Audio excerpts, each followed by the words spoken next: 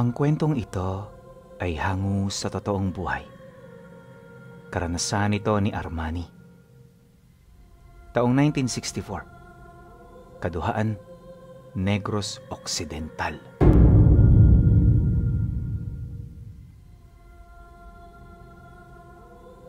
Noong mga panahong ito, nakatira sa baryo ng Kaduhaan ang pamilya ni Armani. 15 taong gulang pa lang siya noon, kaya hindi pa siya halos mulat sa trabaho ng kanyang mga magulang.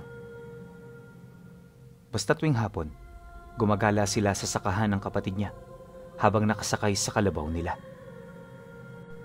Isa yun sa mga memorableng pangyayari na hanggang sa pagtanda, hinding-hindi niya makalimutan.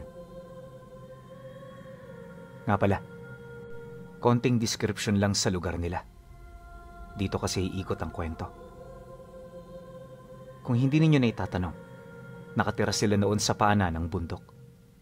Ang harap nito ay palayan at ilang metro mula sa kanilang bahay, nakatirik ang tahanan ng mga kakilala nila.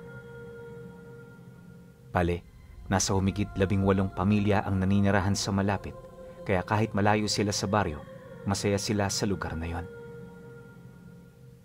Ang hindi lang niya may pagkakaila ay yung panganib na dulot ng isang nilalang na matagal nang nagbibigay ng takot sa kanila. Ayon kay Armani, hindi aswang noon ang gumagambala, bagkus isang uri ng sigbin na hindi kayang kontrolin ng mga ito. Matagal na panahon nang umiiral ang mga ganoong uri ng nilalang, subalit sa paglipas ng panahon, mabilis na nabawasan ang kanilang bilang dahil sa bagal ng mga itong magparami. Dagdag pa ni Armani na nasabi ng tatay niya na ang sigbi na gumagambala sa kanila ay ang kahuli-hulihan sa lahi nito. Marahil kahit matagal na panahon ang nag-iisa, patuloy pa rin itong naghahanap ng paraan kung papaano nito madudugtungan ng kanilang lahi. At kahit hindi yun kumakain ng tao, hindi nila maiwasang matakot dito. Ilang beses na rin kasi itong umatake sa tao at may mangilan-ngilan na nagawa pa nitong mapaslang. Malimit din itong pumupunta sa kanilang lugar, hindi para magbigay ng takot, bagkus ay para manila ng mga maliliit na kalabaw. Ito ang pangunahing pagkain ng mga sigbin, kaya tuwing gabi sinisigurado nila na nakatago sa mga kubo ang kanilang mga alaga. 2 beses din sa isang taon, nagbibigay sila ng alay dito para sa proteksyon at pasasalamat. Nakagawian na nila yung gawin, kaya naman para sa kanilang lahat, normal na lang ang ganoong selebrasyon.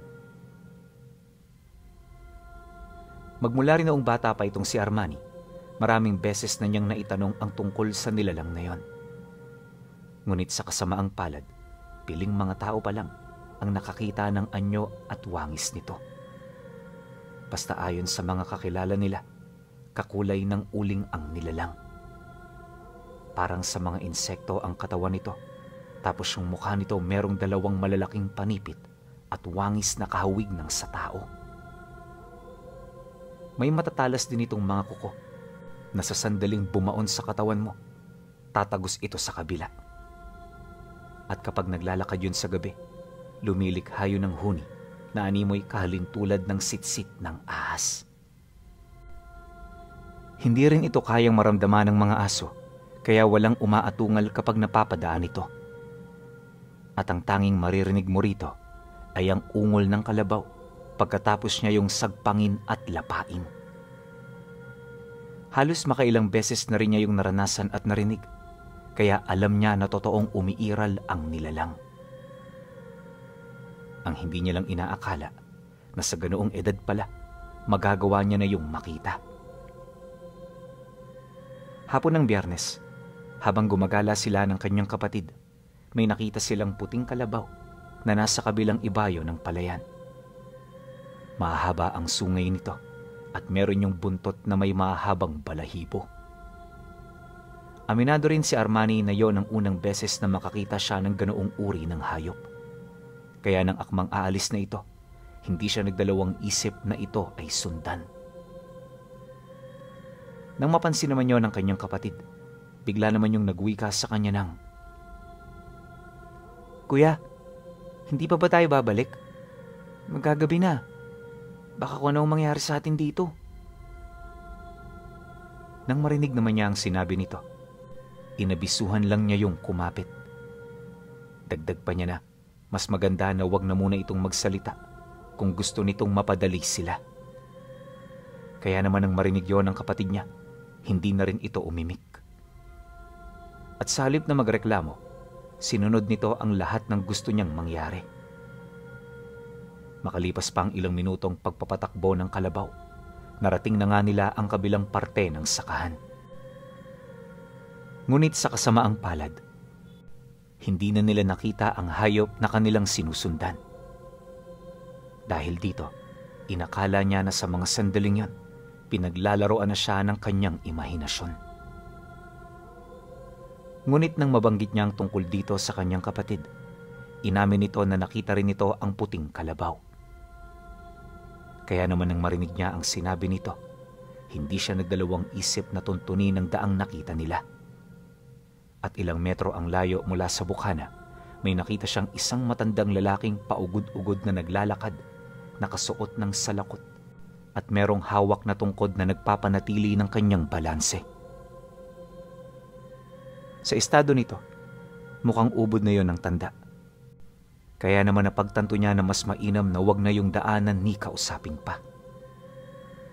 Nagmamadali kasi sila noon, kaya kailangan niyang mahanap ang kalabaw sa lalong madaling panahon.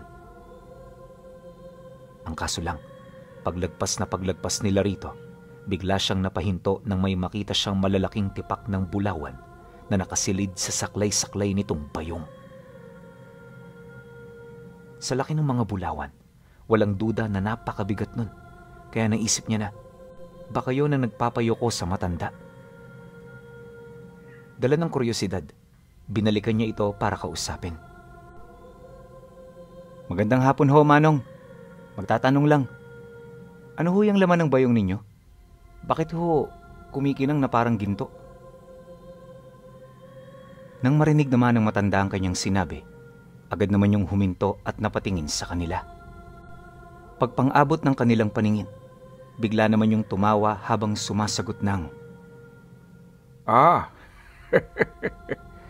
Hindi nyo ba alam kung ano ang mga yan? Bulawan yan. Nakuha ko dun sa bundok. Saan ba kayo pupunta? Mukhang nagmamadali kayo Meron ba kayong hinahanap dito? Dahil sa sinabi nito, hindi na nagdalawang isip pa si Armani na ilahad ang tungkol sa kalabaw na hinahanap nila. Ang kaso lang, hindi niya idinetalye ang itsura nito para naman kahit papaano hindi na yon maghinala pa. Kaya naman nang marinig ito ng matanda, kasywal itong nakipag-usap ukol sa mga hayop na nakasalubong at dumaan habang siya ay naglalakad. Ayon dito, meron nga siyang nakitang kalabaw, pero kakulay yon ng abo. Naniniwala rin siyang engkanto ito. Gawa nang nung dumaan ito sa puno, bigla na lamang itong nawala. Matapos naman itong makapagsalita, dahan-dahan na yung humakbang, senyales na magpapatuloy na ito sa paglalakad. Ngunit nang akmang papalayo na ito, di na rin niya napigilang magsalita pa. Pasensya na ho kayo, Lolo Pero hindi ho ganun ang kalabaw na aming nakita Baka naman ho, meron pa kayong napansin kanina. Mahusay kang bata ka. Meron nga. Pero umusad na muna tayo. Hindi tayo rito pwedeng magtagal. Kung gusto mo akong makausap, doon tayo sa bahay ko. Nang marinig niya ang sinabi nito, minabuti naman niyang yon ay isang ayunan. Sa isip-isip niya, may 1 oras pa naman sila, kaya makakauwi sila sa tamang oras. Ilang minuto pa ang lumipas. Dito na sila nagpatuloy sa paglalakad. Inalok niya ang matanda na sa kalabaw na sila sumakay, pero hindi yun nakinig. Ayon sa matandang yon, mapipilayan lang niya ang kalabaw nila kung sasakay yun doon. Dagdag pa nito na, mas sanay itong maglakad, kaya mas mapapabilis sila sa ganoong proseso. Kaya naman ang marinig ito ni Armani, sinabayan na lang niya ito. Magkakalahating oras din nilang tinahak ang daan bago nila narating ang bahay nito sa liblib na parte ng bundok. Maraming punong nakapalibot sa kubo, pero lahat ng kailangan nito naroon na. Kapansin-pansin din ang napakagandang tanawin sa balkonahe ng bahay ng matanda na siya namang nagbibigay ng kapanatagan sa kanilang mga kaluluwa. Wala rin siyang naramdamang anumang bakas na panganib sa lugar, kaya yung pakikipag-usap nila naging bukal sa loob niya. Hindi pa man sila nakakapasok sa loob, sumalubong na sa kanila ang mga alaga nitong mga manok at pato. Inakala talaga nila noon na yun lang ang alaga ng mga ito. Pero nang magsimula na ang kanilang pag-uusap ukol sa kalabaw na kanyang hinahanap, dito na niya dahan-dahang napapansin ang mga huni ng hayop sa bakuran ng kubo. Kung pakikinggan, nasisiguro niya na hindi lang iisang kalabaw ang nasa labas. Kaya nang hindi na niya matiis na hindi yun nakikita, nagpumilit na siyang sipatin ito sa pinto. Pagdungaw naman niya sa labas, laking gulat na lamang niya nang makita niya ang isang malaking torong kalabaw na may balikong sungay. Kakaiba ito sa lahat ng kalabaw na nakita niya. Gawa ng ang nilalang na yan, may paa na kagaya ng sa pusa. Ilang pulgada rin ang haba nito, tapos kapansin-pansin ang mga nakausli nitong pangil. Sa estado ng nilalang na yan, alam niya na hindi ito kumakain ng damo dahil ang mga ganoong uri ng pangil, pawang nakadisenyo sa pagnasab sa karne ng tao. At sa sobrang pagkagulat sa kanyang mga nasilayan, hindi na niya napansin ng matanda at ang kanyang kapatid. Kung hindi pa siya nito kinalabit, hindi pa babalik sa dati ang kanyang ulirat. Pagbaling naman niya ng tingin dito, nakita niya ang matandang nakangiti habang nakatitig sa kanya. Alam mo ba kung ano yan? Yan ang inaalaya ng iyong mga kanayon. Tinatawag ko yang durog, ang nag-iisa kong alagang sigbin. Siya rin ang nakita nyo kanina, at maski ako nagulat dahil sa paglalarawan mo sa kanya. Tama ka, Armani. Yun nga ang totoong wangis niya, pero dahil sa sumpa ng mga demonyong minsang nag-alaga sa kanila, kaya sila nagkaganyan. Dagdag pa ng matanda na, kagaya ng ibang sigbin, dati rin silang mga alipin at utusan ng mga gabunan. Ngunit sa paglipas ng panahon, unti-unti silang nagkakaroon ng pansin ukol sa maling ipinapagawa ng mga ito sa kanila. Ang mga durog kasi pinuno, hindi talaga likas na ginagamit para pumatay at mangdukot ng tao. Karamihan sa kanila noong panahon, mga ngaso at gala sa kalikasan. Kaisa sila ng mga diwata, at ang kinakain nila ay pawang mga hayop na namumuhay kasama nila. Nabanggit din ng matanda na hindi nanganganak ang uri ng mga ito, kaya naman para maipagpatuloy ang henerasyon, gumagamit sila ng ibang hayop upang mapagtamna ng kanilang mga binhi. Kalimitan mga dambuhala ang kanilang tinataniman upang masiguro na hindi ito mamamatay kapag isinilang na ang kanilang uri. Ganon at ganon ang kanilang ginawa hanggang sa maraming porsyento na sa kanila ang nadukot ng mga gabunan. At sa kasamaang palad, walang ginawa ang mga diwata para ito ay mapigilan. Naniniwala sila na anumang kagagawa ng tadhana ay hindi na mababawi pa.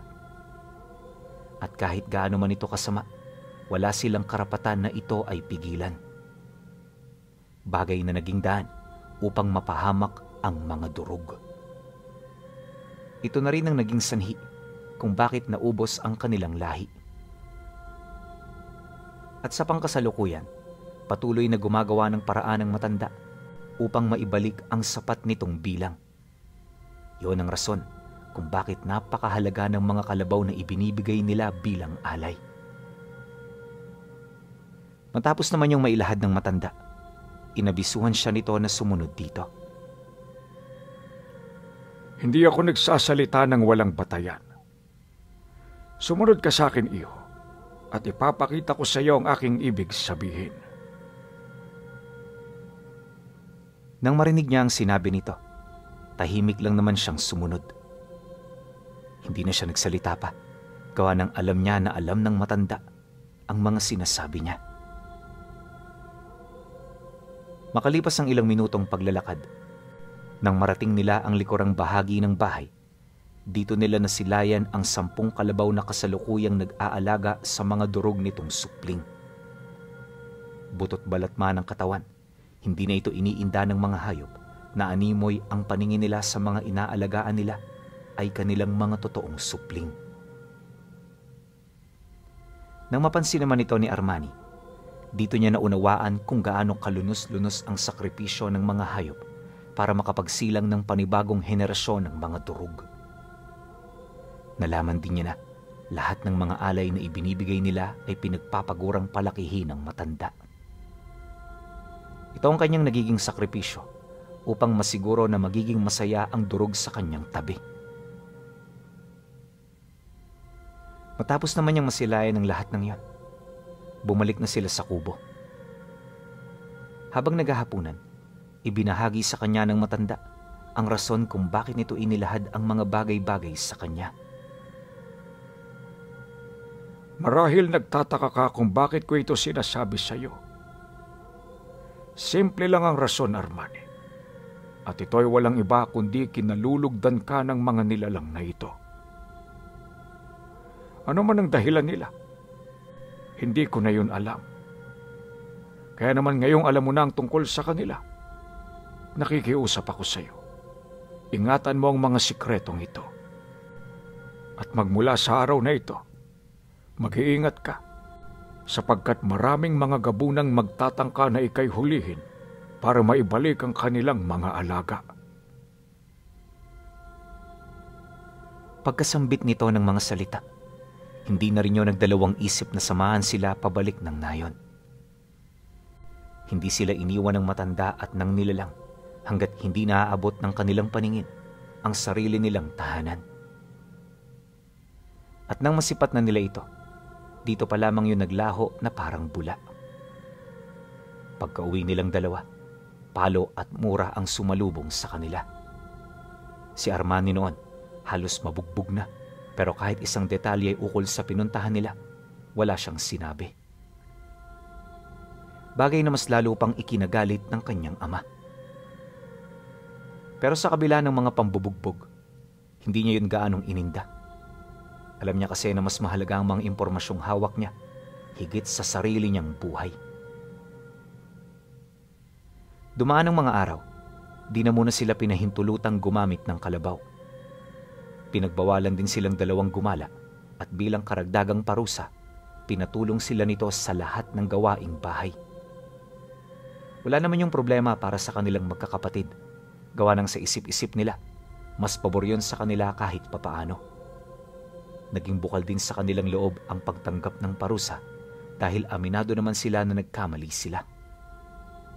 Ngunit 2 linggo lang ang lumipas, may napansin silang hindi kaaya-aya. Kung dati kada gabi, wala silang naririnig na alulong ng aso, sa mga sandaling yon gabi-gabi na yung umaalulong. May mga naririnig na rin silang kakaibang huni na base sa kanyang ama, huni umano ng tiktik.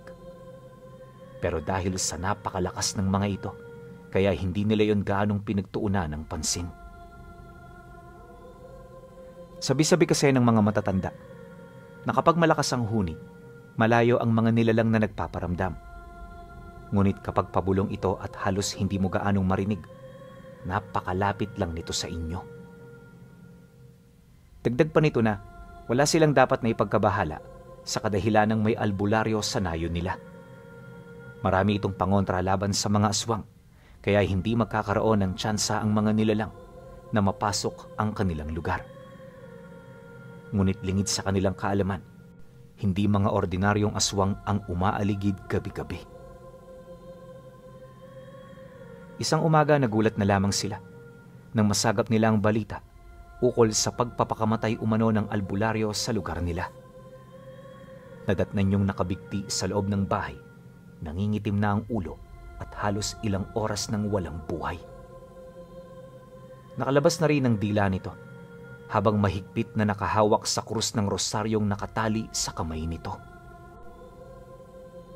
Nang marinig naman nila ang tungkol sa bagay na yon, lahat ng kakilala nila nakaramdam ng matinding pagkabahala. Naniniwala sila na ang pagkamatay ng albularyo ay nagdadala ng masamang pangitain para sa kanilang lugar. At para makaiwas, may mangilan-ngilan na ang agarang lumikas sa karatig baryo. Iniwan ng mga ito ang lahat ng pagmamay-ari nila, alang-alang sa kaligtasan ng kanilang pamilya. Ngunit sa parte nila Armani, minarapat nila na manatili. Bukod sa iyo lang ang tanging lugar na meron sila, aminado rin ng tatay niya na wala na silang ibang pupuntahan. Kaya naman sa halip na lumikas, mas mainam na mag-ingat na lamang. Nakakatakot mang isipin pero obligado silang sumunod dahil utos ito ng kanilang ama. 3 araw ang lumipas magmula noong namatay ang albularyo. Naging abala sila sa pagtulong sa lamay nito. 5 araw at 5 gabi lang ang gaganaping lamay dahil marami na silang nararamdamang kakaiba magmula nang ito ay mamatay. Ayon sa kanya pinuno, na kapag nasa lamayan sila, napapansin niya na hindi nakatuon ang atensyon ng mga tao sa kasalukuyang ibinuburol. Bagkus ang pinag-uusapan nila ay kung papaano maitataboy ang mga aswang na gabi-gabi na sa kanilang gumagambala. Nagtataka rin ng mga ito sa kadahilanang hindi na nila nararamdaman ang presensya ng turog. Dagdag pa ng iba, durog ang pag-asa nila, kaya kailangan nila itong mahanap at mapabalik sa kanilang lugar. Naniniwala rin ng mga ito na dahil sa hindi pagbisita ng mga durog, kaya dinadalaw na ang nayo ng mga aswang. Dahil sa mga ganoong agam-agam, dito na nagdesisyon si Armani na balikan ang pamamahay ng matanda. Malakas kasi ang kanyang kutob, na siya lang ang may kakayahang makiusap at humingi ng tulong dito. Subalit bago niya yun magawa, kinakailangan niyang humingi ng permiso sa kanyang ama. Di kasi siya maaaring tumakas sa kadahilanang kapag yon ang ginawa niya, marami ang posibleng mangyari. Mataas din ang tsansang mapahamak ang kanyang pamilya, kaya hindi siya nangahas na yon ay subukan. Matapos naman niyang marinig ang mga bagay-bagay, tahimik niyang ipinagpatuloy ang pagmamasid. Pagpatak ng 10:00, bahagyang natahimik ang pamamahay dahil sa mga alulong ng mga nagwawalang aswang. Di man nila ito nakikita, ngunit ramdam nila na naglilibot ang mga ito sa kanayunan. Rinig na rinig din nila ang paggapang nito sa bubong ng bahay, kaya naman lahat sila binalot ng takot at matinding pag-aalala. Halos nagtagal ng 3 oras ang pagpaparamdam bago ito tuluyang umalis bit-bit ang katawan ng mga inosenteng bata na kanilang nakuha. Pagtahimik ng paligid, tsaka pa lamang siya nakalapit sa kanyang ama. Yung mga nag-uusap-usap, pansamantalang naghiwa-hiwalay para magbantay. Halos buong magdamag din silang nanatiling gising para lamang masigurong ligtas ang lugar na kanilang pinagtataguan. Kinabukasan, bago pa man tumilaok ang manok, nakauwi na silang mag-ama. Ayon kay Armani, hindi naging madali para sa kanya na ipagtapat ang plano niya. Bukod sa marami siyang isinaalang-alang, natatakot din siya na baka hindi maniwala ang tatay niya. Gayunpaman sa kabila nito, napilitan siyang aminin ang kanyang ibig. Sa puntong yon, iniwasan na niyang mag-isip dahil ito ay dala ng matinding desperasyon. Pagkarinig ng kanyang ama sa kanyang paliwanag, bigla itong natigilan sa kasalukuyan nitong ginagawa. Ultimo ang kanyang kapatid, di na rin nakapagsalita, dala ng matinding pagkagulat ukol sa kanyang mga ipinagtapat. Matapos naman niya yung mailahad, mag-iilang minutong napatitig ang kanyang ama sa kanya, bago yun sumagot ng, "Ano na naman bang kalokohan mo, Armani? Hindi mo ba alam kung gaano kalaki ang problemang kinakaharap natin ngayon? Huwag mo akong pagsasalitaan ng mga kalokohan dahil kilala mo ako At sa mga ganitong panahon, hindi ako marunong tumanggap ng biro at panloloko. Pagkasambit nito ng tatay niya, bigla siya nitong kinwelyuhan at dinibdiban. Bagaman nanikip ang dibdib niya, hindi niya piniling lumaban dahil sa isip-isip niya, alam niya kung ano ang kanyang ginagawa. Matapos ang kanilang naging pag-uusap, dito na siya nagdesisyon na umalis ng hindi nagpapaalam.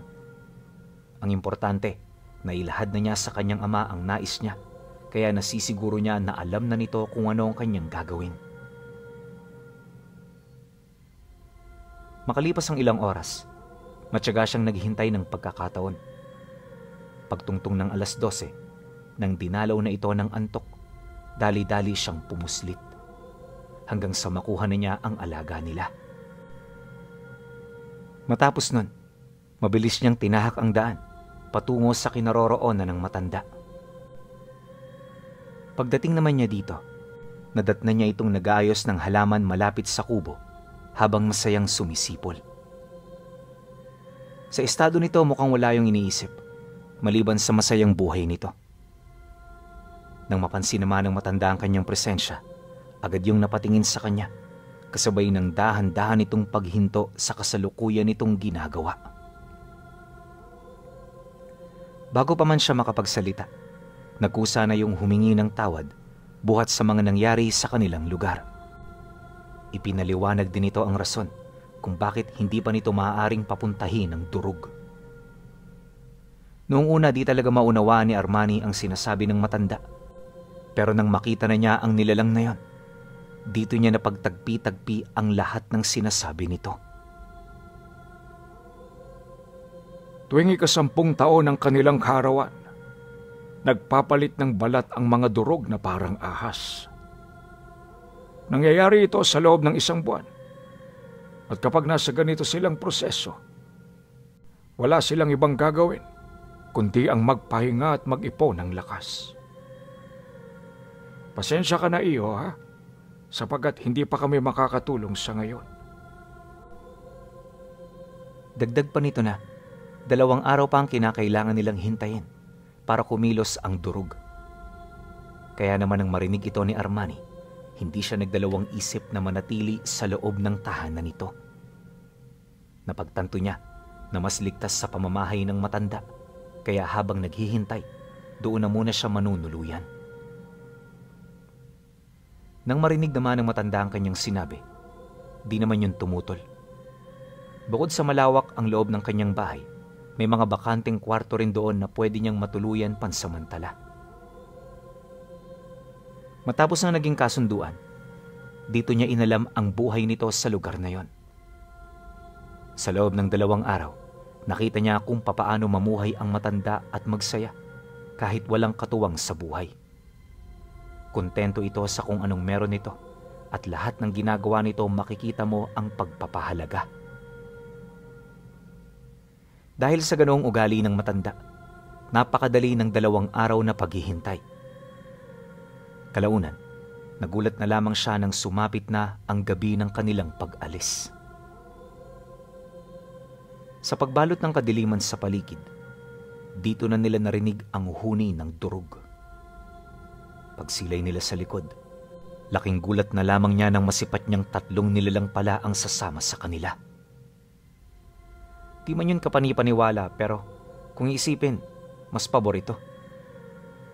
Naniniwala siya na mas maraming nilalang ang kanilang kasama, mas malaki ang tsansa na mapapalayas nila ang mga aswang. Habang binabagtas nila ang daan kahit malayo pa, kitang-kita na nila ang panggagambala ng mga aswang sa tahanan. Nataon kasing maliwanag noon ang buwan, kaya tuwing lumilipad ang mga ito, agad nila yung nakikita. Nang masipat naman yon ng mga durog, bigla yung umangil, kasabay ng mabilis nitong paglusob. Nang masipat naman yon ng matanda, agad siya nitong pinasakay sa kalabaw para masabayan ng mga ito. Hindi nagtagal, nang makabalik na sila, dito niya nakita kung papaano paslangin ng mga durog ang mga ordinaryong aswang na naghahanap ng pagkain sa mga tahanan. Maya-maya pa, Pagsilay naman ng mga gabunan sa nangyayari, di na yun nagdalawang isip na pagtulungan ng mga ito. Katakot-takot na labanan ang nangyari noong mismong gabi, kung saan pawang mga atungal at dagungdong na lamang ng lupa ang kanyang narinig. Bilang bata, inuna niya noon ang pagtatago para iligtas ang kanyang sarili. Ayon sa kanya na, kung hindi pa dahil sa tulong ng matanda, hindi siya makakaligtas. Noon kasing nakita na nila ang nayon, may mga aswang palang matyagang naghihintay sa kanilang paglabas. Kaya naman ang matunugan ito ng matanda, agad siya nitong pinasakay sa kalabaw at pinatakbo pabalik sa kanila. Kinabukasan ng matigil na ang kaguluhan, personal na dumalaw sa kanila ang matanda. Maliban sa kanya, wala na itong ibang kinausap. Tinanong lang din ito ang kanyang kalagayan bago yun tuluyang umalis. Paglayo naman ito, marami pang naging katanungan ng kanyang ama sa kanya, pero hindi niya yun pinagbigyan. Ayon sa kanya, nawala itong dapat na malaman dahil unang-una, di siya nito pinagbigyan sa kanyang mga nalalaman. Nang marinig naman ito ang kanyang sinabi, pinili naman ito na siya ay hayaan. Marahil naisip nito na may punto ang kanyang naging dahilan. Dumaan ang mga linggo, wala nang naging paramdam ang mga aswang. Ganon din ang mga durog, gawa ng ayon sa matanda, kasalukuyan pa itong nag-iipon ng lakas. Makalipas pa ang 3 buwan, muli itong bumalik sa kanilang nayon. Ganon pa rin naman ang ginawa nito, pero hindi na katulad ng dati ang naging sitwasyon. Alam na kasi ni Armani kung ano ang mga nilalang na yon, kaya kahit gabi, panatag na siyang nakakapaglakad. Naging madalas na rin ang pagkikita at pag-uusap nila ng matanda, kaya habang lumalaki siya, natututunan na rin niya kung papaano paamuhin ang mga durog. Kalaunan, siya na rin ang nangalaga sa mga ito upang masiguro na hindi mamamatay ang kanilang lahi. Magmula noon, dumami pa ng dumami ang mga durog. Itinuring na rin itong supremo ni Armani, kaya kahit ordinaryo lang siyang tao, walang kahit na sino ang nangangahas na kumalaban sa kanya. Alam kasi ng lahat kung gaano kabangis ang mga inaalagaan niyang durog, ang pinakamabangis na alaga ng mga gabunan.